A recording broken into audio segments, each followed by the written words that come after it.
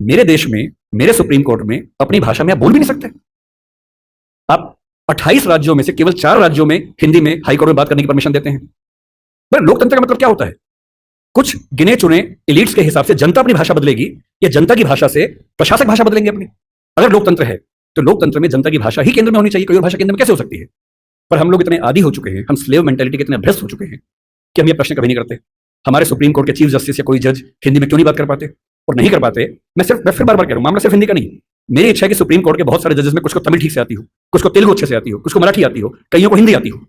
और बेंच का फैसला करते हुए ये भी एक पॉइंट ध्यान में रखा जाए कि मामला कहां का है और उस मामले में ऐसे जज को प्राथमिकता मिले जो उस भाषा को जानता हो, ताकि केस मेरा है, मुझे हिंदी आती है, मेरा वकील अंग्रेजी में कुछ कुछ बोला, जज ने कुछ कुछ बोला, फैसला हो गया, मुझे पता ही नहीं कि क्या हुआ, और इतना पुलिस आगे मुझे ले गई और मैं परेशान हूं कि हुआ क्या। मेरे मामले के किसी प्रसंग में मेरी भूमिका ही नहीं है, क्योंकि सारी प्रक्रिया दो ऐसे व्यक्तियों के बीच में चल रही है जिनके पास एक भाषा है जो मेरी भाषा